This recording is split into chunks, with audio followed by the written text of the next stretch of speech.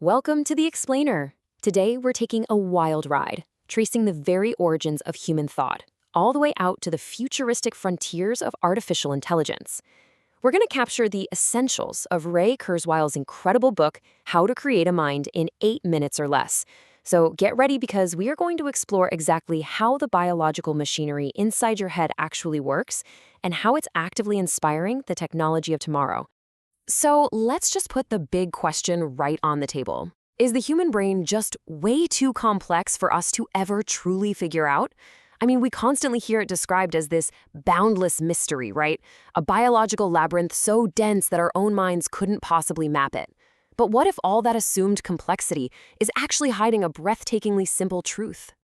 The famous biologist James D. Watson once said, "The brain is the last and grandest biological frontier, the most complex thing we have yet discovered in our universe." And honestly, it completely boggles the mind just thinking about it. Okay, let's dive into this. Because while the brain absolutely does contain billions of cells and trillions of connections, the foundational method it runs on might not be incomprehensible at all. In fact, this whole deeply ingrained idea of impossible complexity, it might just be an illusion. That brings us to section 1, the illusion of complexity.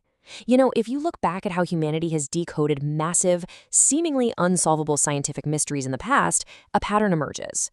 Charles Darwin didn't go out and meticulously map every single animal on Earth to figure out evolution. He just used simple thought experiments to grasp natural selection.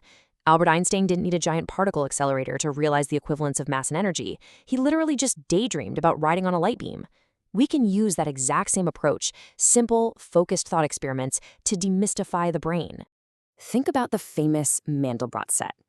It looks unbelievably intricate, with these infinite swirling patterns that constantly change and evolve the closer you zoom in. Now, what's really interesting about this slide is that all of that endless, mind-boggling complexity is actually generated by one tiny 6-character mathematical formula repeating iteratively, z equals z squared plus c. It visually proves that endless, apparent complexity can easily emerge from one very simple repeating rule. And as it turns out, our brain works much the same way. And this is exactly Ray Kurzweil's core thesis, the pattern recognition theory of mind, or PRTM for short.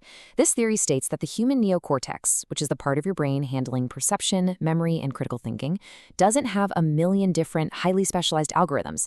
Instead, it operates on a single, elegant repeating algorithm to recognize patterns. That's it. This one repeating rule is the ultimate key to unlocking how we think. If we zoom out and look across the history of the universe, evolution naturally accelerates by constantly building on increasing levels of abstraction. Physics gave us atoms, chemistry gave us molecules, biology gave us DNA. From there, neurology gave us brains, which were able to brilliantly manipulate information to create technology. And now, technology is giving us artificial intelligence. So our brain's pattern recognition capability isn't some inexplicable magic. It's really just the latest evolutionary bridge to the next stage of information processing. Moving right along to section 2, the secret of human thought. We're going to look directly into the biological hardware of the human neocortex to see exactly how this magical pattern recognizer actually functions in your head every single second of your life. 300 million. That is a massive number. It's the estimated quantity of individual pattern recognizers stacked in an elaborate hierarchy inside a human neocortex. 300 million little modules, all firing and wiring, constantly processing the world around you by running that exact same repeating algorithm we just talked about. So how do they actually pull it off? It's a simple, elegant 3-step dance. First is the input. The module receives sequences from lower-level patterns. Second, it computes probability, basically evaluating the size and importance of that input. Third is expectation. It receives downward signals from higher levels, essentially saying, hey, we expect to see this based on the current context. Just think about how you instantly recognize a printed word on a page or a loved one's face. Your brain isn't meticulously analyzing every single pixel like a flatbed scanner. It's rapidly running these 3 steps across a massive hierarchy of patterns. Which brings us to the concept of auto-association. This is our ability to recognize a whole pattern even when parts of it are missing or heavily distorted. And this brilliantly illustrates how our brain's hierarchical weights actually work. It's what allows you to instantly recognize your best friend's face, even if they're wearing huge sunglasses or standing half hidden in the shadows. Your pattern recognizers still fire because the most heavily weighted features, maybe their specific smile or the shape of their jaw, are present, allowing your brain to seamlessly fill in the blanks. Okay, let's zoom back out for section 3, building an artificial mind. Because if human thought is essentially just a 300 million-fold repetition of a basic pattern recognition algorithm, what happens when we pivot from the biological wet wiring inside our heads over to the artificial intelligence running in the devices we use every day? There's a totally fascinating parallel here. On the biological side, we have what's called Hebbian learning. The old saying is, neurons that fire together wire together, meaning they physically change their connections based on experience. On the digital side, we have hierarchical statistical analysis using complex math, like hidden Markov models, to map probabilities. They sound like completely different languages, sure, but systems like IBM's Watson or the voice assistant sitting in your pocket right now, they're engineered using mathematical methods that are incredibly similar to how our organic brains learn. AI isn't just mindlessly shuffling symbols around. It is actively self-organizing and mastering human knowledge through deep statistical analysis. Now, look, there is a famous philosophical debate here. Critics, like John Searle, with his well-known Chinese room thought experiment, argue that computers are just moving symbols without true understanding or consciousness. But Kurzweil throws a really fascinating rebuttal right back at them.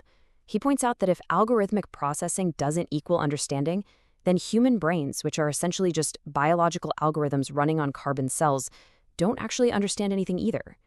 We aren't here to take sides on whether machines are truly conscious, but the functional parallels between our biological networks and artificial ones are just impossible to ignore. Which leads us to our final section, the future of intelligence. We've seen how the brain works to recognize patterns, and we've seen how machines are increasingly mirroring that exact same process. So why does this matter for the future of humanity? Where is all of this exponentially accelerating tech actually taking us? Well, it's all driven by the law of accelerating returns. Biological evolution is agonizingly slow, and we are physically limited by the literal size of our skulls. Technological evolution, on the other hand, is exponential and can expand limitlessly into the cloud. A biological brain takes years of repetition to learn a complex skill, but a digital neocortex can transfer learned skills in a matter of seconds. So the crucial point is this. Because evolution inherently accelerates, we are on a fast track where we will eventually merge our biological minds with non-biological, vastly expanded intelligence. We're going to outsource our hierarchical thinking to the cloud, exactly like we already outsource our memories, photos, and navigation to our smartphones. To wrap up our analysis today, we have to leave you with a highly provocative thought experiment. If your mind is perfectly scanned and uploaded to the cloud, is that digital clone still you? Think about it. If all of your 300 million pattern recognizers, your distinct quirks, your auto-associations, and your hierarchical thoughts are perfectly recreated in a digital medium, does that new entity have your true identity?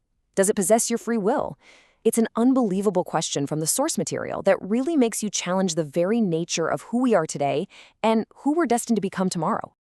If you enjoyed this, subscribe to In 8 Minutes and never miss what matters.